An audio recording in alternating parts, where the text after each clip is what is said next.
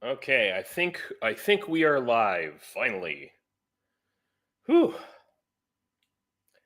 Yeah. Okay. It's coming through slowly. It's like I got a low bit rate for some reason. That's very strange. I should have plenty fast speed. Mhm.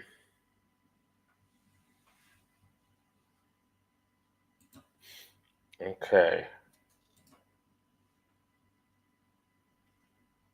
Very strange, very strange. An error occurred. Please try again later. Wow. Okay. It's on. Everything. Good morning, guys.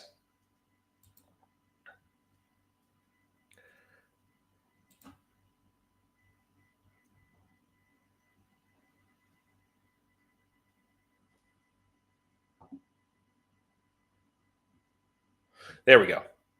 Okay. For some reason, I wasn't getting the video on my stream here. So it looks like we're good to go now. All right. I can see everything. Apologies for the technical errors. You know, technical stuff is gonna do its thing. So that's how it works. There we go. Okay. Fantastic. I feel like we got everything set up. Not the way I wanted to start, but there we go. Thanks everybody who's here. It's pretty interesting that you know yesterday while I was streaming. For those of you that were here yesterday, I I was in the middle of streaming and the missiles were flying. So I had a lot of friends there and in Kiev who were pretty close to where the missiles fell, and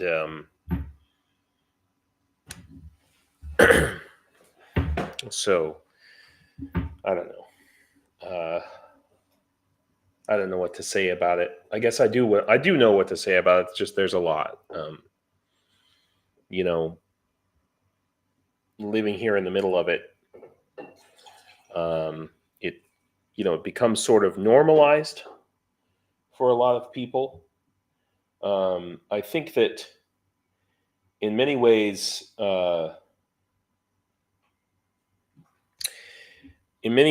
people had just enough time to get over the trauma of last year, and now it's kind of starting again in earnest. Hi, everybody. Well,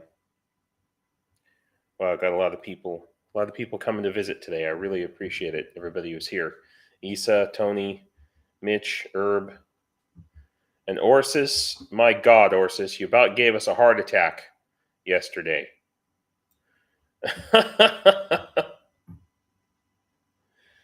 Yeah, yeah. It's a good question, Herb. How can being a civilian in a war become normal? It's a very valid question, I would say. Let's hope it never does. Yeah, sorry. He says sorry. Don't say sorry, man. My God, you're alive. Thank the gods. Thank the actual Allah, Odin, or whatever other god you have. Thank them too. Because yeah, I'm just glad that you're alive. So um, yeah, yeah, K Bell, thanks for coming. Yeah, me too. I mean, I had a lot of uh, people on this channel and other channels who were worried about you, Orsis. You know, really. So just remember that and tell your guys. You got people thinking about you. You got people worried about you every day, and it was worth it for you. Maybe maybe some of your guys might say, "What are you doing going on this YouTube and talking and stuff?" And it makes a difference doing that. It really does. You coming on to different live streams and saying, "Hey, we're out here, we exist." Yeah, K Bell. That's what we were just saying. Like, good to see you, Orsis. Oh my God. Um, and so for everyone actually who lived through yesterday, um, I'm happy they lived. I have students, um, children who were under the missile attack yesterday while I was live streaming and the missiles are flying in, and I right after I ended my live stream, I saw the message. Here it's coming. Where I am, and inside my house, the walls are really thick. Uh, so I don't always hear the sirens when the sirens are going off. Not I don't have anywhere to go, so I don't have a basement in this house. So I'm just stuck. You know, I'm. It is what it is. Um, so I'm still making sure here that everything's all of my live stream stuff is working. Let's see. Well, it's mostly working, so I guess that's okay. I still don't know if things are working on Facebook. I want to be live streaming to Facebook as well, and that's not quite happening yet. But that's my goal. I have 2,000 friends on Facebook. Like I oughta, and at least half of them are people that I personally know. And the problem in America, well, there's a lot of problems in America, right? The problem in America with regards to information is Facebook. For a lot of people in America, is the internet. That's it. Um, and those of you who might be, a lot of people watch my videos and live streams in America on YouTube. They watch them on their big televisions, on their big TVs, and it's very different from here in Ukraine. I've slowly gravitated towards um, listening to live streams basically all day. And not live streams, but just I can walk around my small city of like 15,000 people and pretty much go everywhere in this city in the middle of the war and have 4G to 1080p video wherever I go. Oh, Saskatchewan, nice.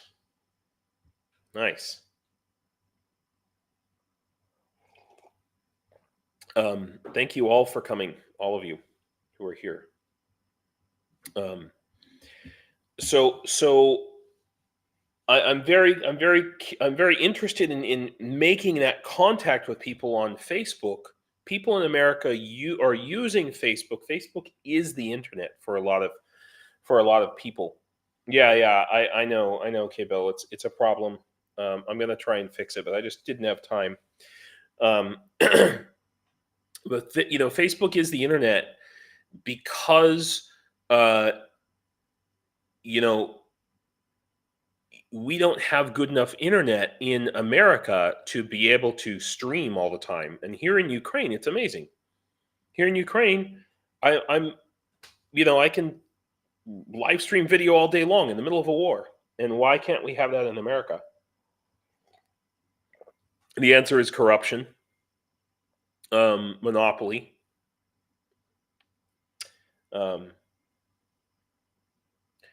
Yeah. So, is anybody here in our chat? Is anybody here from Facebook? Is anybody here on the Facebook live stream? I just want to know. I need to check over on my Facebook just to find out. And I apologize for, I want to get into the news.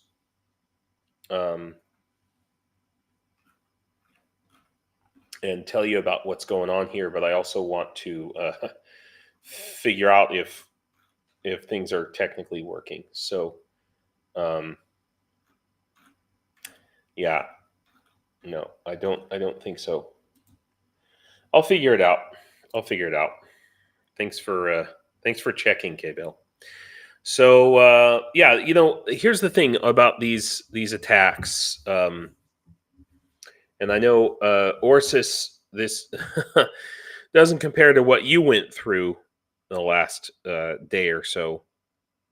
You were having a much greater attack at the same time, of course. But for people in Kiev, for people in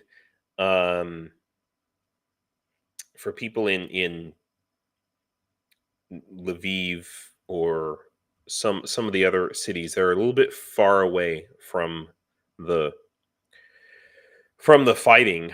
I was talking about this yesterday while I was streaming, while the missiles were coming in, about how they're a little bit disconnected from the reality of this war. And that's a problem. That's a real freaking problem, because we don't want to traumatize people 24 hours a day, but at the same time, you shouldn't be living at war and try to pretend like, and I understand it's daily stress and people can't deal with it in their lives. They don't know how to handle it. And I can, yeah, thanks, Orsis. Yeah, you're exactly right. People don't know how to handle it. One of my students is freaking out. She's like, I'm going back to Canada. She's completely re-traumatized. And I don't know. I guess I have had the very bad luck in my life to have experienced trauma, and frankly death. Not my own death, obviously, but but other people's death. People close to me. Having to have experienced trauma so many times in my life that I forget that other people just don't know how to deal with it, have no system in place for how to deal with something like this. And that's true. That's true for most people in the world. That's true for most people in America and in Europe. Yeah, Tony. PTSD is a real thing, but the level of things that can cause someone PTSD varies tremendously. One person can get PTSD because they ate a bad sausage or something, and that's like the worst thing that's ever happened to them in their life. And and Orsis is over here going, oh, no, I just my left arm got injured, but there's different gradations and levels. But the reaction that a person can potentially have to, oh, I had a bad sausage, and and oh my God, I just almost died in a massive bombing and firefight in the middle of a war, can be very similar. And it's all about how you actually, uh, it's all about how you actually deal with it, you know? Yeah. You're never the same when you've been under fire. Yeah. Yeah. After you've had someone actually try to kill you, uh, and you've been in real direct chance of losing your life, it changes your mindset for sure. Mitch, um, tell us about that if you don't mind. Um, did you lose your leg in combat? I apologize. I haven't seen you in my chat before, so in my live stream. Um, yeah, shell shock is is a whole other separate thing from PTSD.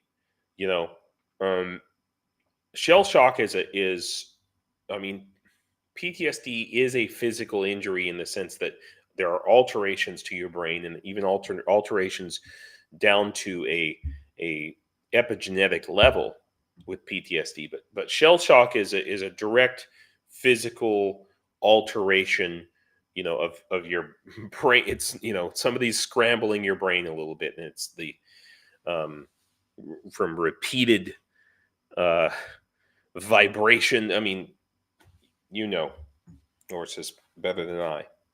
Um, but they're oftentimes connected. Like a heart attack, but the leg. Awesome story, Mitch. I mean, I hope, the one thing I can say is it takes many, many years. But there are some traumas that now I can laugh at. There are some that I cannot. Oh, cool. Yeah, yeah. JP, Jonathan M.S. Pierce, and Dr. Gerdes. Yeah, they're good people. Um, and so yeah, so thanks for coming, Herb. Thank you very much. So let's get into talking. First of all, I want to tell you about what I was doing yesterday while the missiles were flying after our live stream. So well, oh my gosh. I guess I should start with just mentioning, since some of you are new, I have a page here. This is my website, and it's a Shopify. Hey, Cheryl. Thanks for finding me. Sorry, it took a while. I hope Mercado was good. Um, he's always good. Anyway, so I have this page, and the idea behind this page is that people, if you're in America or in Australia or Norway or something, you can go on here and you're buying this stuff for soldiers here in Ukraine, and I'm particularly interested in supporting the International Legion and foreign fighters here in Ukraine. And I have specific reasons for that I can talk about later. But helping Ukraine in general. Tony, I think, is in our chat, and we've helped him. He's going to be going back to Ukraine. We raised up enough money to pay for his ticket and travel costs back to Ukraine. Most recently, Tony Tony said, I'm the one who looks retarded. And what's funny is that Facebook automatically moderated that out because you said the word retarded. Oh, that's so funny. You do not look retarded, dude. Come on. Okay, maybe a little. No more than I just look retarded just naturally. Anyway, so the point is that people have been buying stuff on this shop, and it's a little bit of an experiment because these are the first things. I mean, I just started this, but my point is to set up a different system for Americans in particular, because our banking system is so freaking in the Stone Age. For Americans in particular to be able to support Ukraine in a way that is trackable and all of that stuff. Anyway, so the point is, people bought a lot of socks. That's what I'm trying to get at. So the last couple days, actually, so Christmas. Okay, so let me just for those of you who weren't around for this, who don't watch my shorts. I make shorts they're just kind of documenting my life in Ukraine daily. And so just to give you a sense, this was my Christmas, by the way. I'm the one holding the camera here. And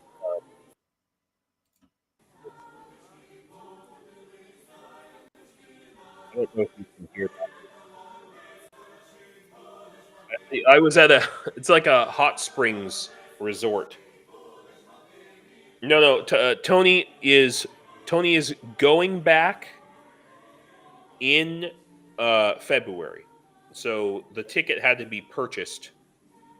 It is so that yeah. So we raised the money for that, and the tickets are purchased, and he will be traveling. He talked with his commanders, and they're asking him to come back. So he'll be back in February. It's all scheduled, and oh yeah, there's Tony. He's in there.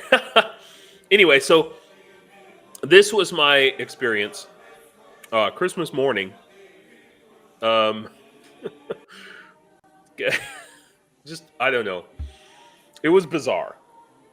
It was truly bizarre. But I go to this like a hot spring with, like, I don't know, some sort of special minerals. It's supposed to be good for my wrist, which is slowly healing. From well, we can talk about why. Uh, I don't like to belabor the point.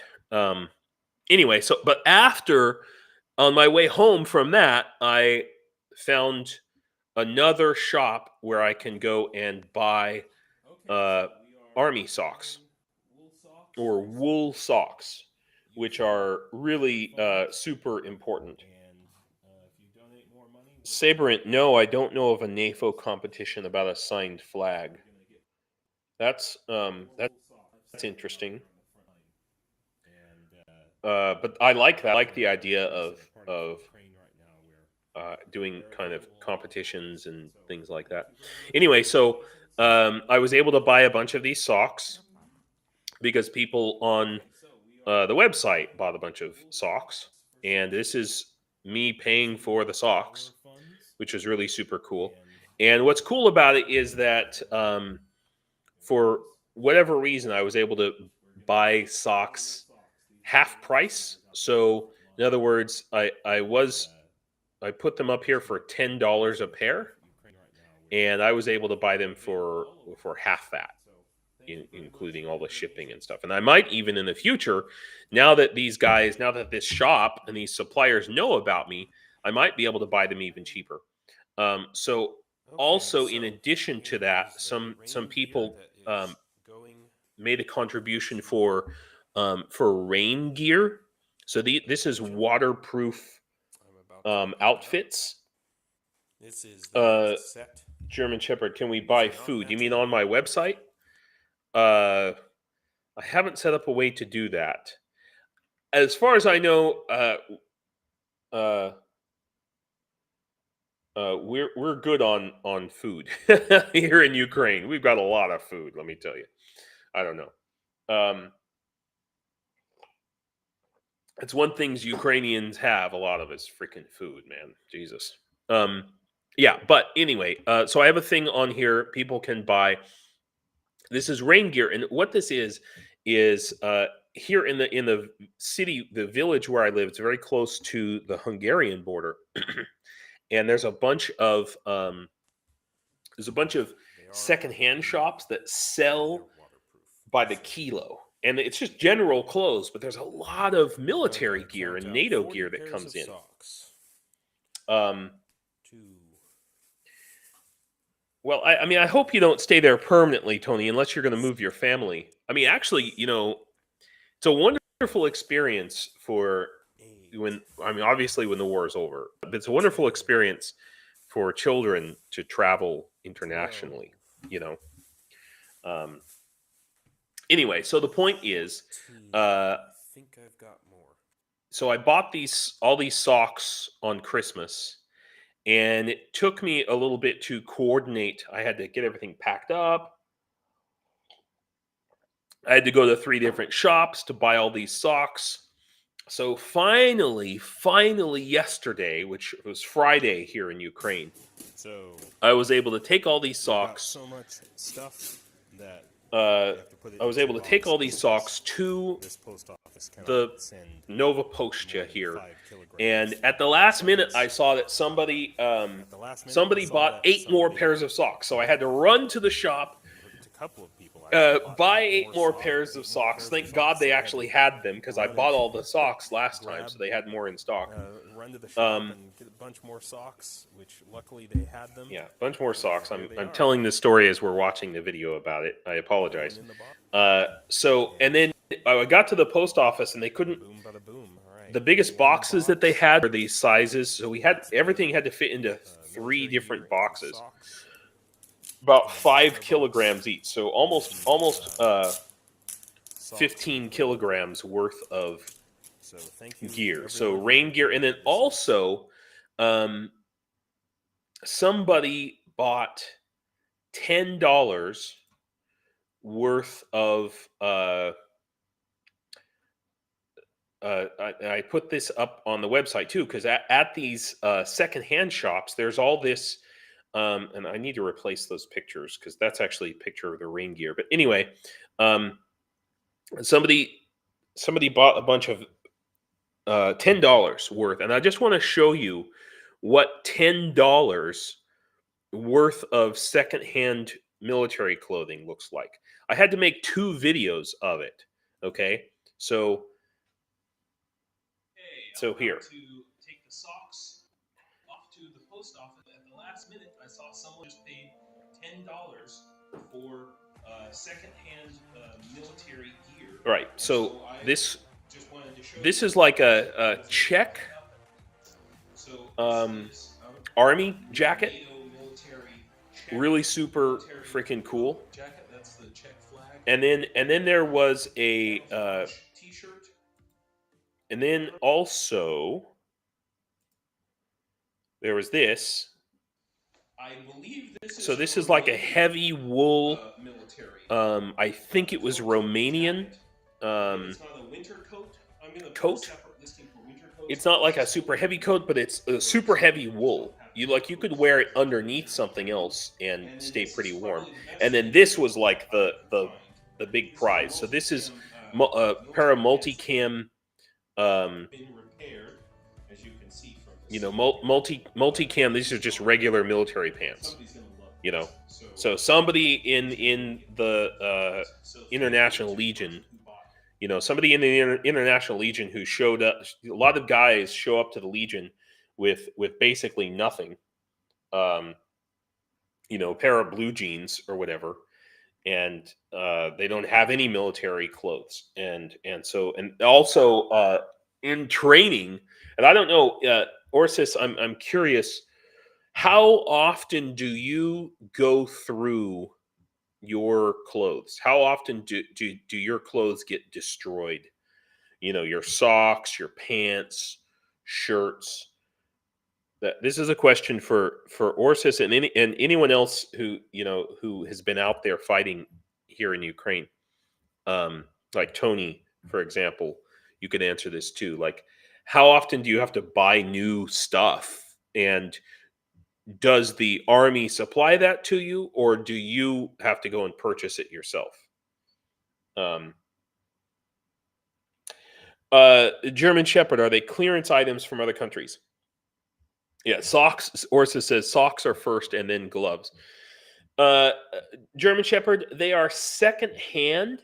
So I don't know what the origin is. It's not like I'm going to a military surplus store. It's just there are 5 of these secondhand shops that sell by the kilo, and I go in there, and there's a certain percentage of the clothes on the rack that's military gear, and most of it's from various NATO countries. I've seen German, Bundeswehr, Swiss, all these different camos. It's like a freaking rainbow coalition of different camos. The American, Digicam, I mean, all kinds of stuff.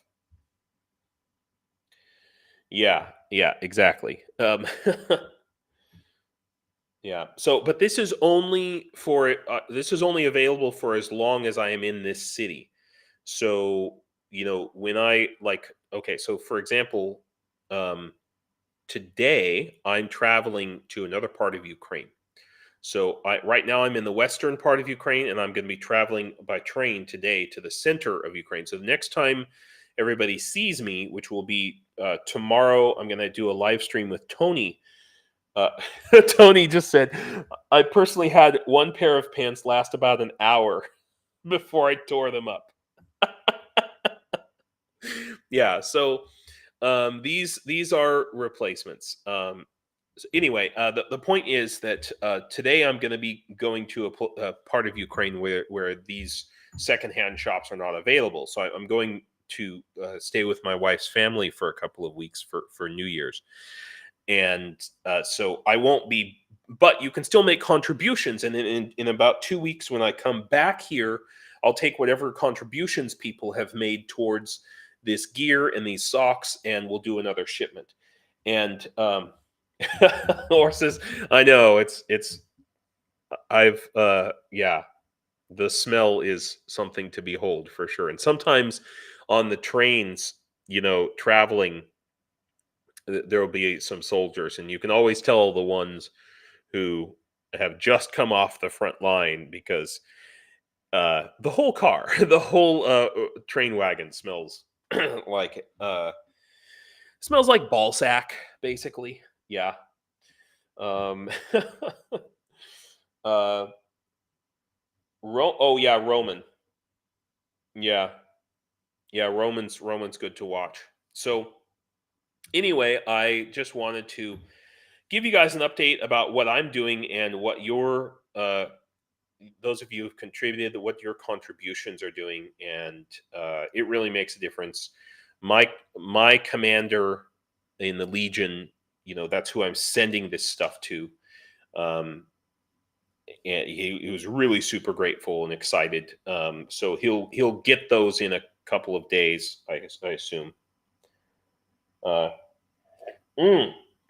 Oh my God, horses! Yeah, when you share your trench with a dead orc for 5 days and you can't move it.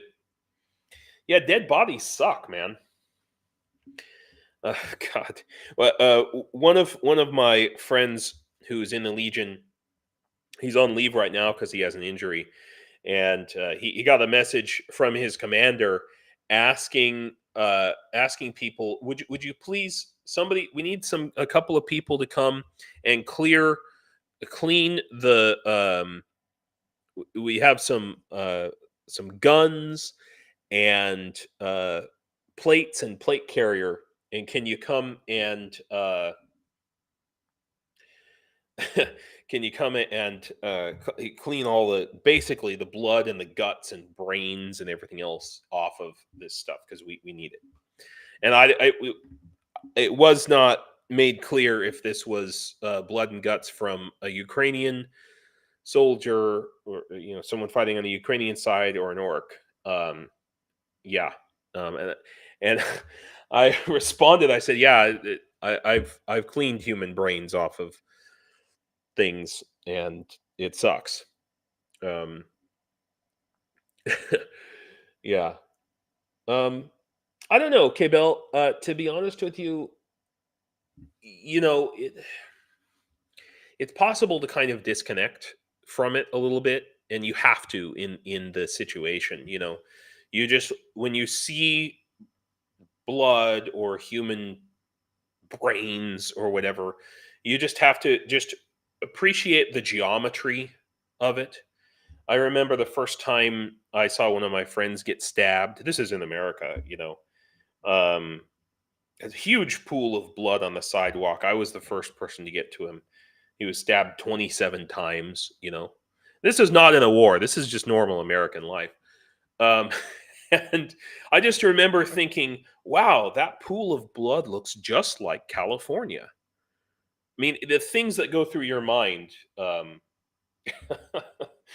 is very interesting. I mean, I'm laughing about it, but it's horrible at the same time. Um, our senior prank was lighting off smoke bombs from her family store. Man, I want to see every military surplus store in America empty and that stuff on shipping containers to Ukraine. That's a big thing that needs to happen. You know what I mean? Really, really a big thing. So, um, oh, Saberint, you became a member. I swear to God, the membership thing, I'm going to get this worked out. I have a big plan. I've made several videos about why the membership, the YouTube membership or memberships in general are important. Okay. Let's, wow. In Bakhmut, I remember I had an eyeball on my shoulder after heavy shelling. I don't know whose. I mean, what do you do? You have to just grimace and laugh, and I mean, but it depends. It takes time. I have trauma that I've experienced. Let's see, in the last like 5-6 years that I'm not at the point of laughing about yet. Yeah. So, speaking of things that I can't laugh about, I want everybody needs to watch this. Okay. This is the best documentary I've seen. And as you can see, I've only gotten through about half of it. I got to about the 10-minute mark and I had to stop because I was like, holy crap, I have to live my life. I have to go on with my day. I had to, I teach English here right now. I can't spell slaughter without laughter. Yeah. And I mean, it's not to condone and it's not to promote. It's just this is what we have to do. But we can't let it turn us into evil because a lot of people do, who go through these things and they come out as evil people. Okay, Orsus, I'm reading. Orsus, James, I have an idea. What about if we send you things like our arm patches or flags? Genius! Shit balls! That's and you can sell them to people and do the donation. And I can put them up on the website. That's freaking amazing. Because I have been wanting, I've been talking about this for like 6 weeks. Now I have these, hang on, I need to go full screen here. I have these, there we go. There's my camera. I have these commemorative like stamps that are pretty cool looking and kitchen magnets that I'm going to sell on my website so that people can show their support for Ukraine. But Orsus, that's a freaking genius idea, my man. Hell yeah. Dude, all about it. All right, cool. So yeah, so I just want everybody to watch this. This is, and I mean, even if you can't watch the whole thing, the more important thing, I'm quite certain that Orsus that those will go for a lot. But so the thing about this documentary here, this Ukraine Stolen Orphans, it's really well made. It's short enough. It's only 21 minutes. No eyeballs. The eyeballs are a special bonus. Oh, YouTube's gonna ban me. Um, okay, so you know, if you have friends or people, maybe not friends, but people that you know who are really disconnected from this war and just really can't, you can't get them, or they believe all the goddamn propaganda bullshit out there, send them this video right here. I'm gonna link it. I'm gonna put it in our chat here. Uh, Send them this video, because if you don't care about the war, fine, fine, but you can't watch this and not give a shit. Okay, it's it's tough for me. There's no blood, there's no guts in this. To me, like this is I can laugh about eyeballs all day. Yeah, YouTube hell.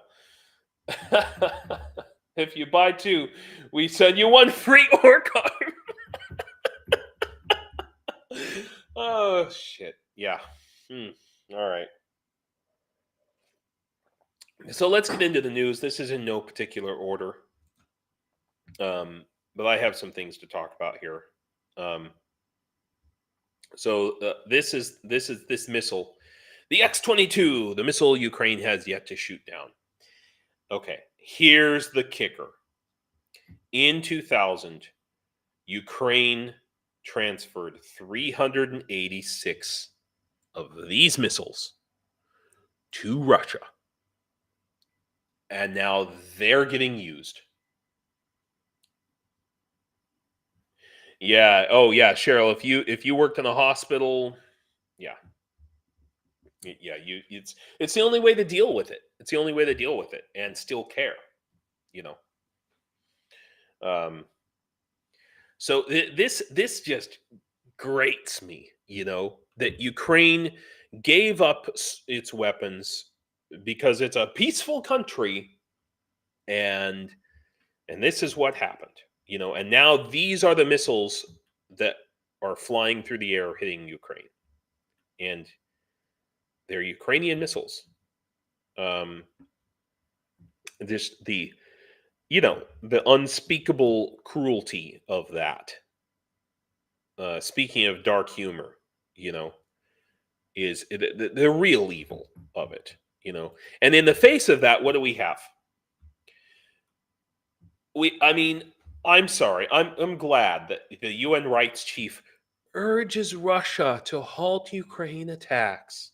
Like, hey, Russia, could you please stop?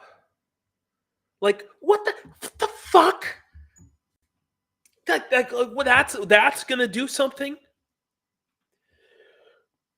Like, okay. And urged Moscow to cease the attacks immediately. I'm shocked by yet another full-scale set of court. Like, why is he shocked? Where are these people living? These are the people who need to watch this video. Like, this is what's happening. Is the UN completely useless? Why can't they do something? This is the question that I have.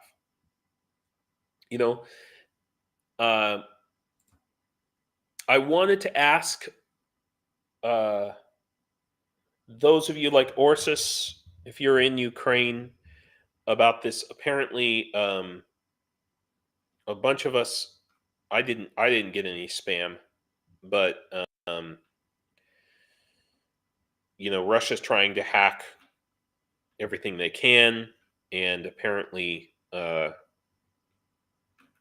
yeah. So it's there. Yeah. So I guess this is going out. I don't know if it's a real hack exactly. But it's their attempt to. I mean, there are traitors, but it's their attempt to, I guess, send a message to traitors, in Ukraine, or just, make normal people feel like there's more traitors than there are. But there are some. If you watch Volodymyr Zolkin, does anybody watch Volodymyr Zolkin?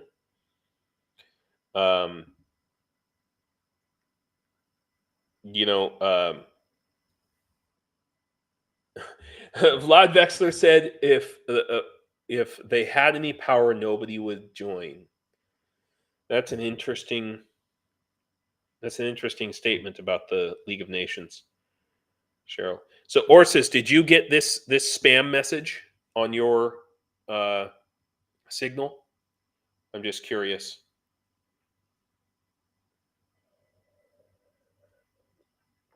Let me know. So yeah. So this is what happened yesterday. We talked about it before already, but I just want to point out again, oh, okay, yeah, you didn't get it. Yeah. So these attacks all over the place, And what's interesting is that this is the first time that we've really seen a big one. They did minor ones, but full scale. It does kind of point to the fact that I think even the Russians, even Putler, knows that this is useless. It's just they're just making a statement, just like with hacking Signal to do this, just to be assholes. Basically, they know it has no real effect except to, you know, kill 30 random people, and piss everybody off, and scare some people, make them want to leave. That's really the big point of it, is to make as many Ukrainians leave Ukraine as possible. And if you're wondering, so I didn't do a live stream 2 days ago, and part of the reason was because my wife was having a freaking panic attack over over the war, and I was up half the night with her. And maybe I'm not the best at calming people down. At some point, I was just like, "Shut up!" And well, I didn't say this, but I felt like, "Shut up and stop being a coward. We're in a goddamn war," you know. Um, but that's not what I said. I was much nicer, and there were lots of hugs involved. But I was a little bit hard because I feel, this propaganda, this constant saturation of propaganda, it seeps through into the Ukrainian minds and culture. It does have an effect, This does have a propaganda effect, really. And that's all it is. It's literally propaganda with missiles, you know. It's a psyop. That's what I meant to say, is it's a psyop. And my wife, of course, I mean, she married an American. She didn't marry an American because she wants to live in Ukraine all her life. Okay, let's be honest. All right, and she just happened to have the misfortune of marrying the one American. Well, maybe not the one American, but an American who refuses to leave Ukraine. and I do. I refuse to leave Ukraine, at least while the war is happening. I'd be willing to maybe take her to Europe, take her into the EU, and then turn back around and come back here. That's about as much as I would do. But she refuses to leave my side. So I don't know what's going to happen when I hit the trenches. Okay. But this is guys like this really need to wake up, because these guys are making plans. And Russia, this is where Putin told Xi Jinping that Russia is planning to fight for at least 5 years.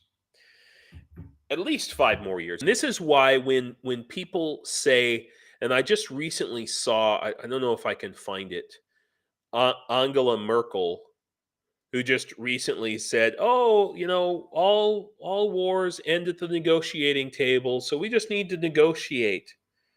We're a long way from that, and I disagree. I know that a lot of people say that. No, Saber, that is a very good question. If I die, can she still claim American citizenship? I don't know. It's something I intend to find out. It's one of the reasons why I married her the weekend before the war started, with that idea in mind. To be perfectly honest, I've been dealing with other things, so I haven't done enough research on that subject. But yeah, so if I die before her visa application has been processed, she'll be kicked out of Australia. Yeah. Okay, my sister is married with an American. Okay, yeah. So yeah, well, all right then. So I just have to not die. That's my goal. I mean, yeah. Yeah, Tony, that's right. I don't think they have 5 years worth of people. Okay, so I don't have this right in front of me, but there was some Russian propaganda about the governor of the Mykolaiv region saying that Ukraine, maybe I can find it, Ukraine was going to recruit 40 million people. I think it was something that was taken out of context. But in yeah, I will try. I haven't died so far, so Um, um, sorry. But yeah, so Russian propaganda has been saying the last couple of days that the governor of Mykolaiv said that Ukraine needs to recruit 40 million people. I think it was taken out of context. It was saying that the entire society needs to be mobilized, not that 40 million people need to fight on the front line. But I think that it reveals something very important, and this is directly connected to what you said, Tony, about them having 5 years worth of people. The orcs love to project. Okay, the Russian government and Russians in general, seemingly, we can talk about, maybe Vlad Vexler can have a deep psychological explanation for this, but they love to project anything that they accuse other people of. It turns out that's what they're planning. Like Ukraine was going to attack us, so we had to shoot first. I think Russia's planning on losing 40 million people. Like maybe that's their upper limit. How many did they lose in the World War II? 20 million altogether? Yeah. Orsis, thank you so much for coming. Yeah, dude. Happy New Year and stay fucking safe out there, man. Dude. Stay safe out there, at least till I get out there. Then we can do whatever we want. Yeah, planning or already doing. That's right. Narcissism and propaganda, yeah. It's like it's a whole society built on it's Mordor. It's Mordor, guys. It's Mordor. Yeah, Orsis. Have a great one, man. Have an amazing. I hope you float on freaking cloud 9 for the next. Yeah. Oh yeah, yeah. Okay, yeah. So yeah, Orsis, you and Tony need to make contact. Contract. Yeah. Okay. I'll make sure you guys get in touch with each other. So just so you can connect. Yeah, I'll make that happen. Yeah. So we just need to be aware. 5 years, man. 5 more years at least. This is a long war. Just this is why, in some ways, Russia's little reminder here. This is just a reminder saying, hey, 5 more years, 5 more years. And a lot of people can't take it, and this is Russia's propaganda, or Russia's psyop saying, leave Ukraine, because the less people here, the fewer people they have to fight against, and they want to take the whole country. Okay. I like this. If you're not aware of the international sponsors of war list, this is something that has actually, in many ways, been as effective, if not more effective, than sanctions. In the sense of pulling corporate, corporate entities out of Russia and isolating them in that way, which affects Russian economy and Russian society. There's also Yale University professor has a list of, I don't know if they're working with it, but the Yale University professor has a list of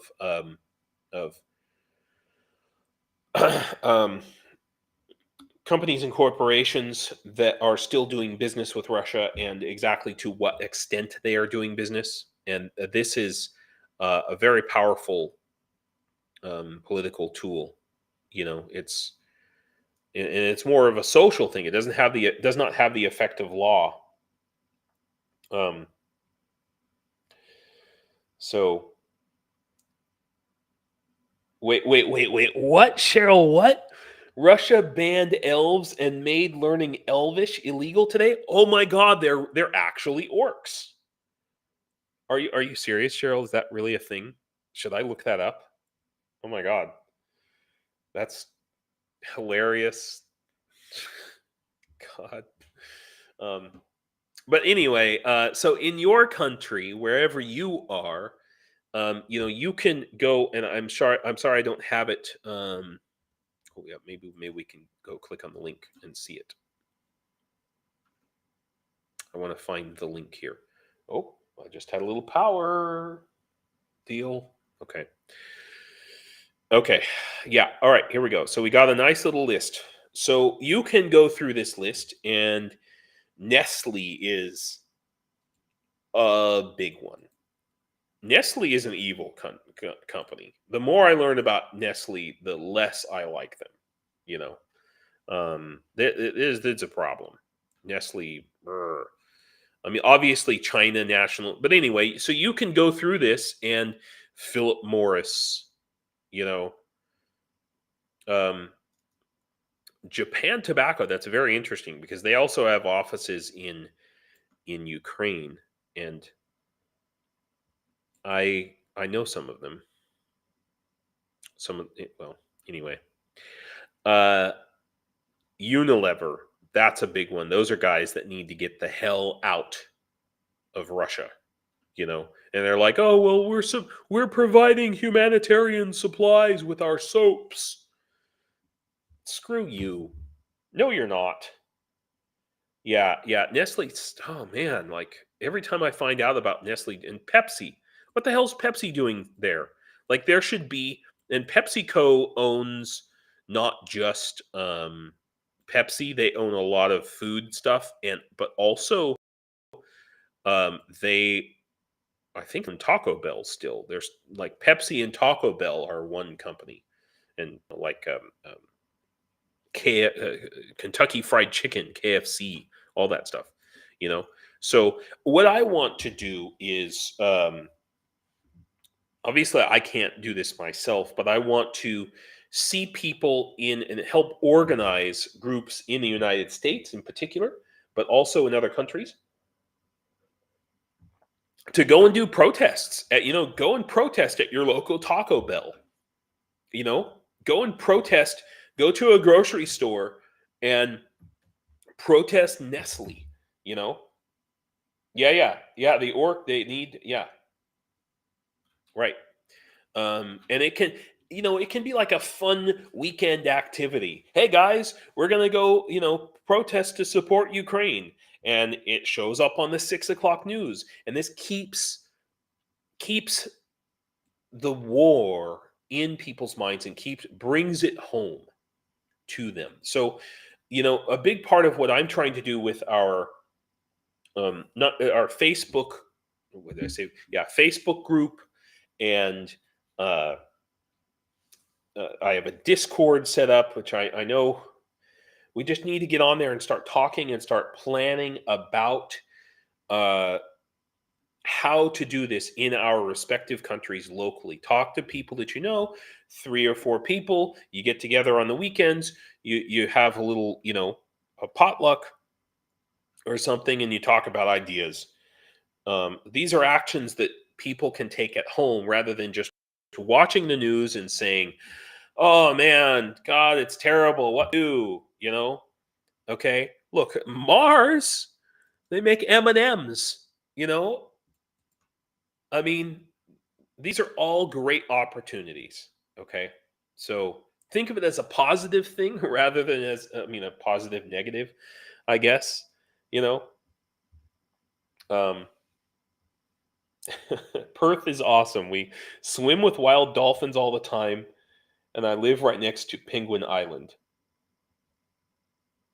Is that really true, or are you just messing with us? I honestly, when I think of Perth, it's like Western Australia, right? And there's like I just think of dry desert.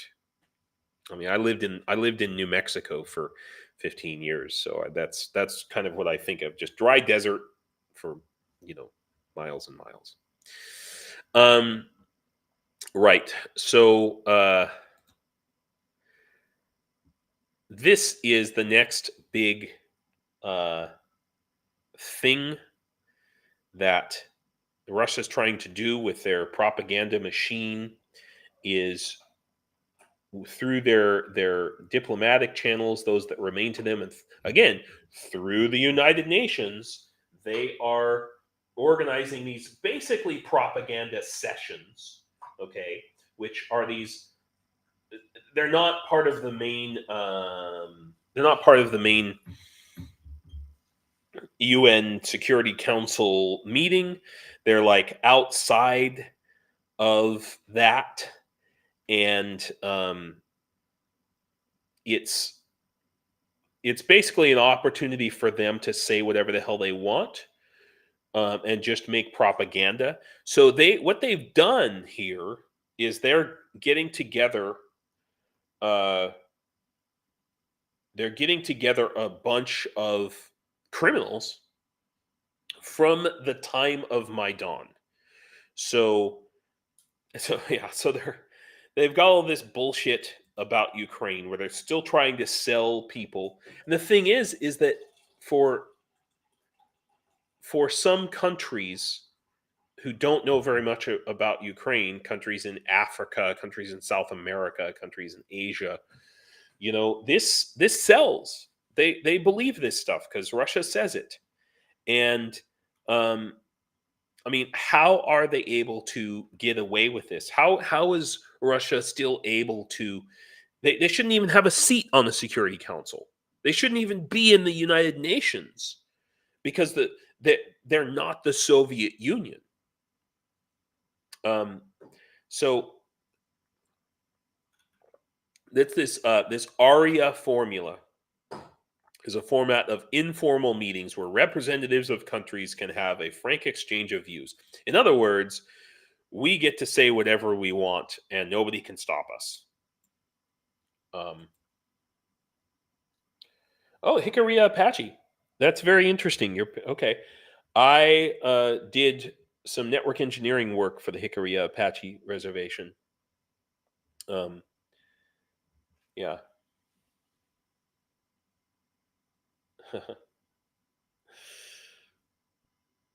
Yeah. So so Russia needs to get the hell off this because they're manipulating. They're just like they're using the International Red Cross, which the International Red Cross in Ukraine completely useless, staffed by a bunch of Cubans and they're basically they do nothing. If anything, they're probably spies. So they've got some guys from the criminals, by the way, from the Yanukovych administration, where so Ukraine had this prime minister or president rather, Yanukovych, and he was horribly corrupt. He was from Donbass.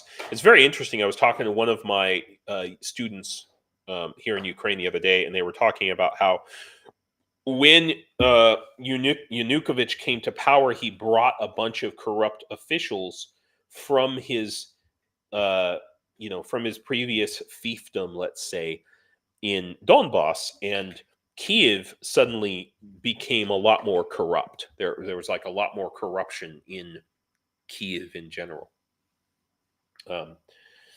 Yeah, so it's a problem. This is a website that I don't always pay a lot of attention to, and I wanted to take a moment to kind of highlight some other news sources other than the ones that I usually use, which are like Kiev Independent and Ukrinform. So these other websites here, like glavcom.a and Union. So there's a lot of independent media in Ukraine. That's an important thing. Important thing to understand. A lot of independent media. I think much more so than even in America, to be honest. I mean, there's a lot of independent media in America, but a lot of it's like me, like little small guys, basically. So yeah, I think it's very interesting. Russia accidentally, I think, admitted how many people on one of their websites admitted that 74 people were killed on the Novocherkassk, one of the two ships that was sunk. And now that this website or these reports have since been taken down. Okay, so they were only up for about a day, but 74 people were killed. Originally, the Russian media reported that only one person died when this ship was blown up. So it's pretty interesting. Sometimes the truth slips through, and you have to wonder, do the Russians really know? I mean, the Russian people, do they really know the truth? And they're just okay with being lied to, because there are some who know, like this is a bad translation, but basically there is change. Maybe we can see the glimmer of the light of hope at the end of this tunnel. And the change, unfortunately, and this is hard for Ukrainian people to accept, has been hard for some, but the change has to come from within Russia. How we are going to defeat Russia is, as one Ukrainian put to me some time ago, is when the Russian refrigerator defeats the Russian television. That's when we will win. 74 out of 77 on board, huh, Isa? Thank you. Thank you for that. So, so this is important. Russian wives, the wives of mobilized occupiers, they're coming out. They're starting to come out. That's where the change is going to happen. This is why Russia doesn't want their own soldiers who've been captured. They don't want them back. They don't want them back because those guys know the truth now. They know that the Ukrainians are not fascists, that they're not eating babies and doing all the other crazy crap. They know that they are treated well as prisoners of war. Ugh, I can't stand to look at them. So, but it will probably take 5 years. 5 years is Putler's probably right.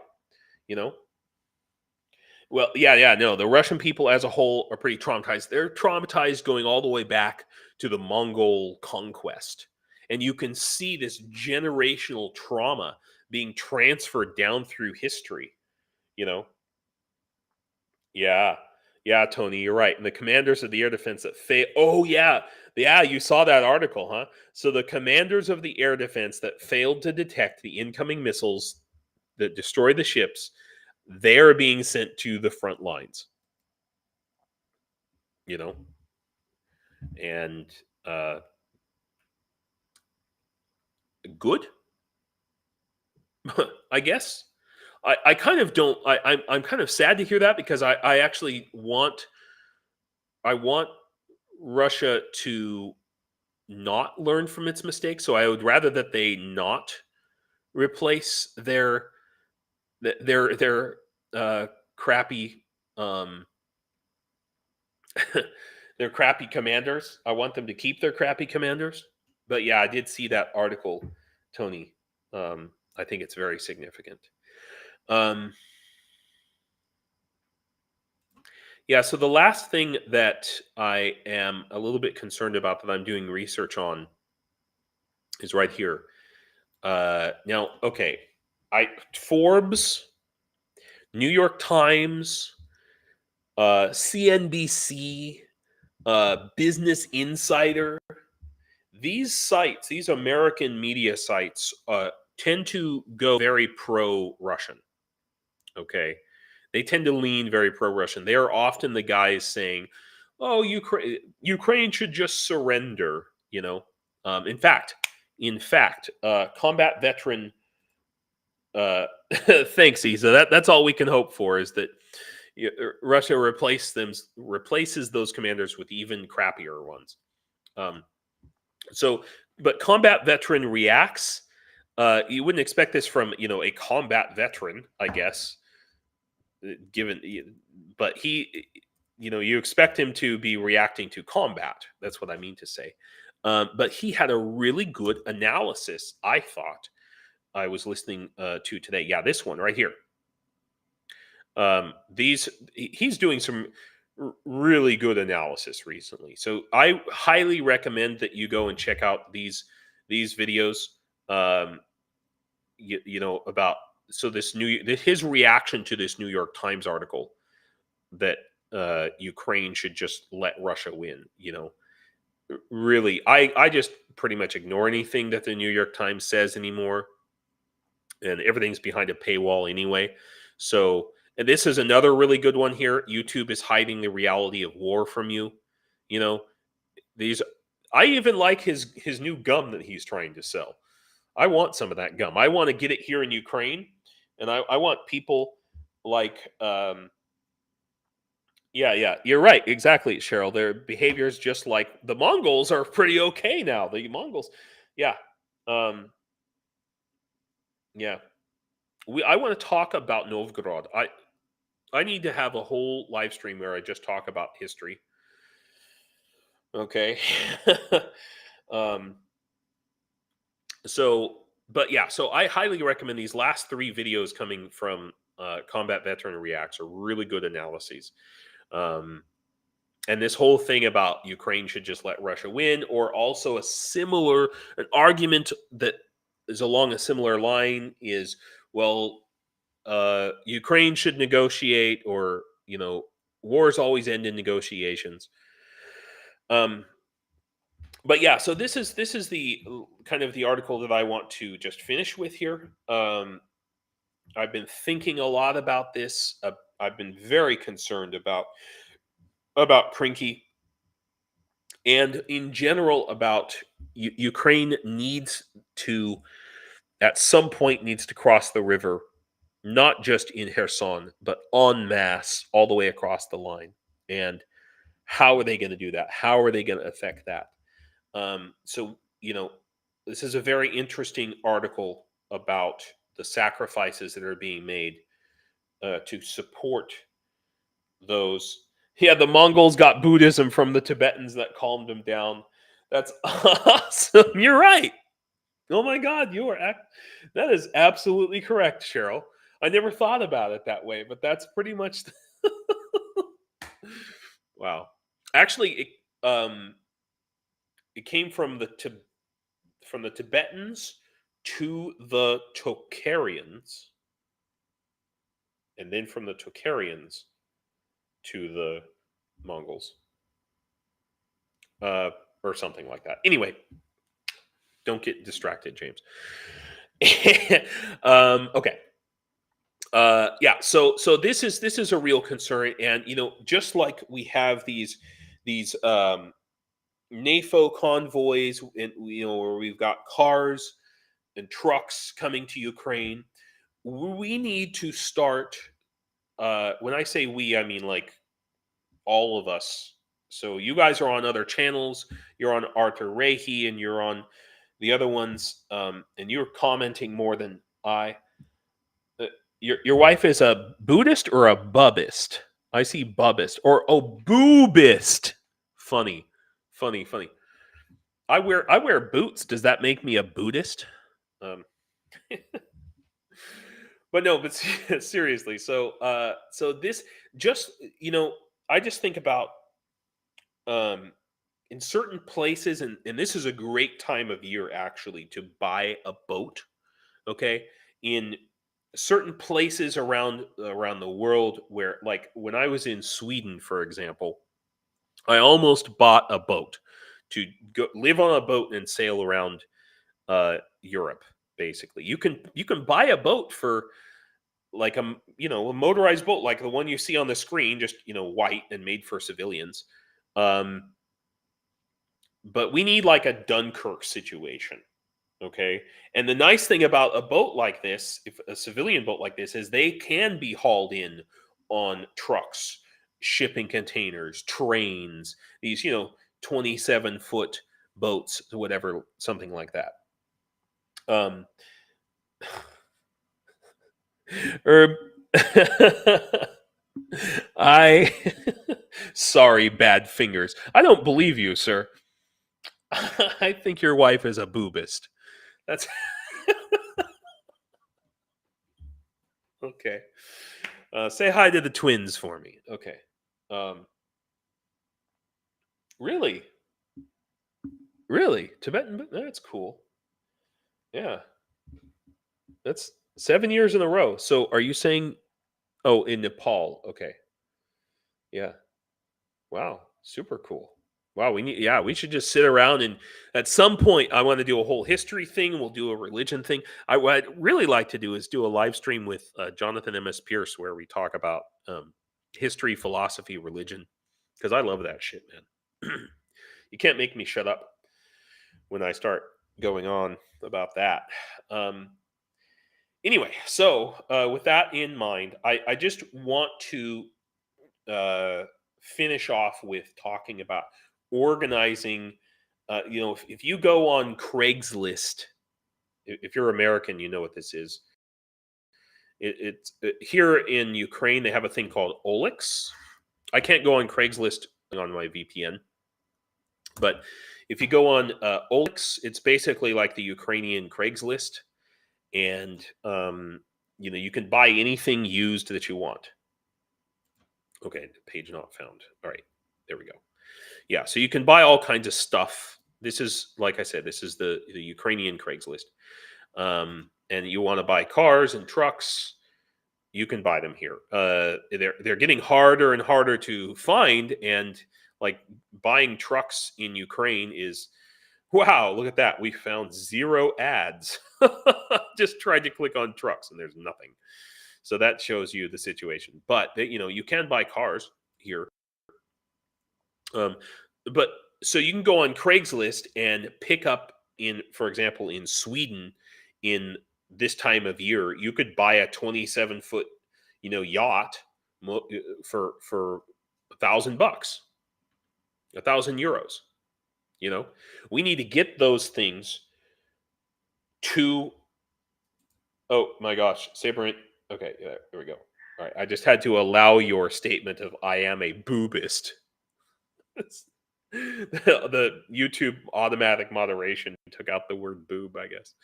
Anyway, so we need to organize a transfer of large numbers of small boats to Ukraine, because those will really, really help, not just for crossing the Dnieper, the Dnipro.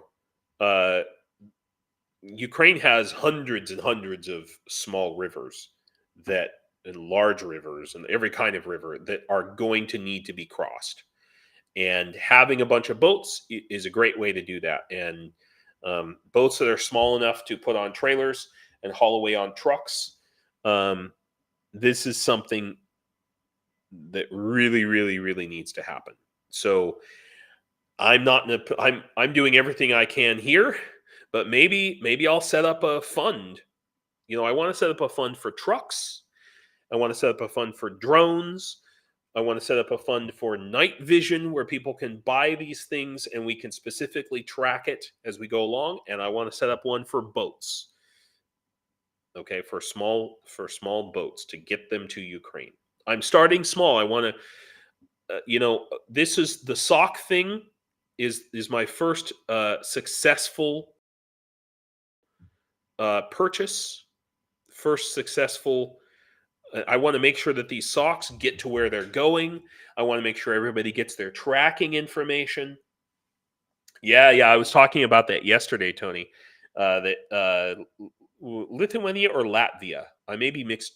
I have them mixed up in my head, but yeah, all DUI confiscated cars and trucks going to Ukraine. That's definitely something that we could do in America.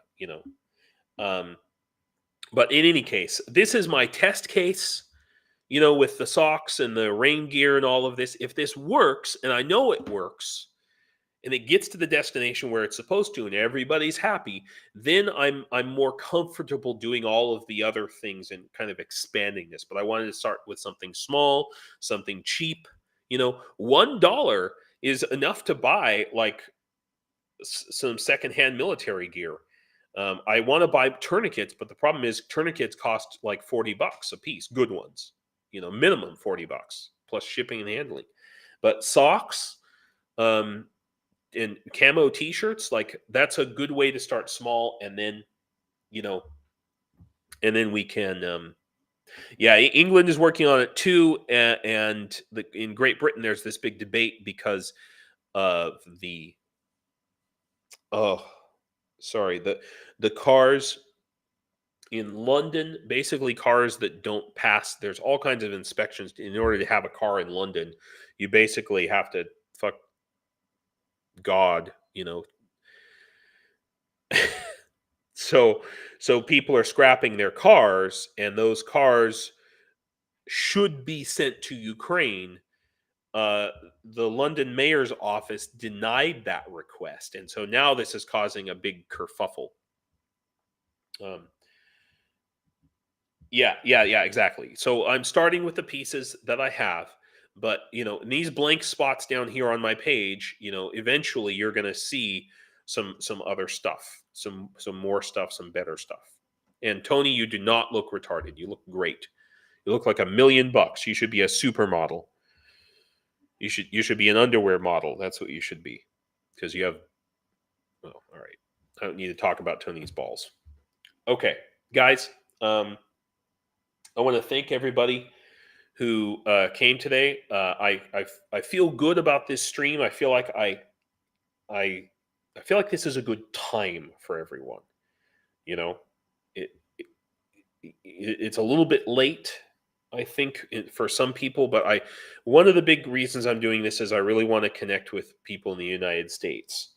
All love to you guys in Australia and EU and Europe, but it's really important for me to make sure that my countrymen are engaged, and doing my part to that. So, hey, Max, good to see you, man. So, thank you everybody for coming. Thanks for coming to the live stream. I swear to God, I'm going to have the Facebook set up. Tony and I are going to do a live stream Sunday, 12 o'clock Eastern time. That's the plan. So, Tony for Sports Illustrated swimsuit model of the year. Oh, that'll be the next campaign I'll put on the website. All right, guys. So Slava Ukraine, do побачення. Have an awesome New Year's. I think the next time I see you, it'll be New Year's Eve. So happy blessed Yule. I'm a pagan, so we celebrate Yule. I'm an agnostic pagan, so we can talk about what that means. Anyway, Jesus Christ, what are you doing up, Tony? Go to bed. It's past your bedtime. All right. Do побачення, guys. Slava Ukraine. Catch you guys later. Heroam Slava.